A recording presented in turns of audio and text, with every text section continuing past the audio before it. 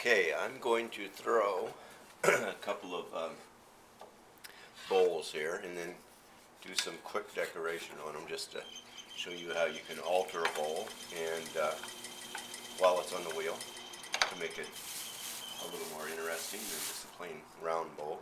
This is some porcelain. I think it's about 2.5 pounds or so.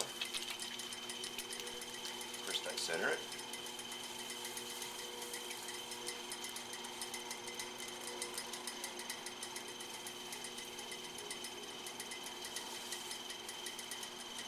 Open it up.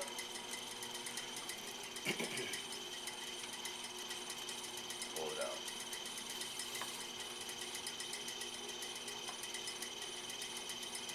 I pull it out at about something like a 45-degree angle, a little bit less than that, I guess.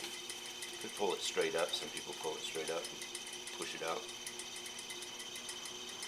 And at this point, I decide how thick I want to leave the rim. I'm going to thin the rim out quite a bit for this first bowl, so I can cut it. I think I'll cut this one.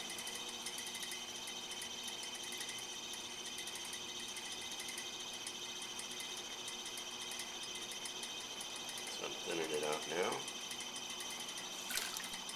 And I'm going to take some of the finger marks out of the interior of the bowl.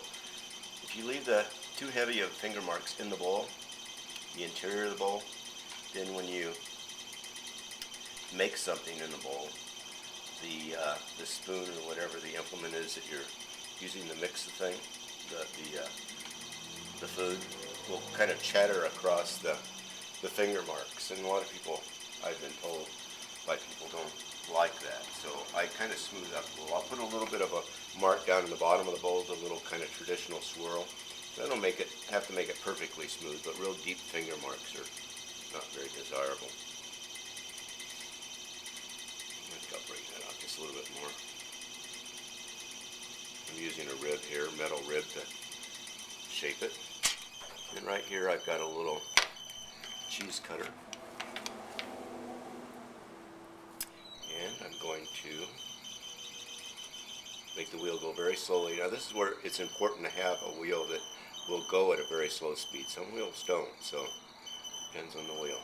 And then I'm just going to start cutting.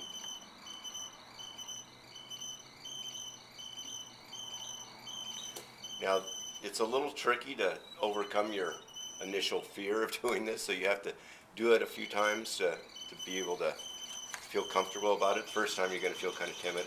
You don't know how hard to push or how quick to move your hand or anything like that. So it takes some practice, but it's a real easy way to decorate the rim on a bowl. And the speed that I move my hand up and down like that is what's going to determine obviously how closely these undulations are. I could do it very fast and make them real tight, or I can do it relatively slow. This is fairly slow but fairly deep. And later on, I'll see if I can get this into the video too. I'm going to take a tool that has a rounded edge to it, and I'm going to pull it across this. That is, it has a concave edge to it. It's cut in, and that'll make that nice and round, and it'll look like it's been thrown that way, or it'll look like a natural rim instead of this cut rim. But you have to do that after the rim is set up quite a bit, just before or just after you trim it.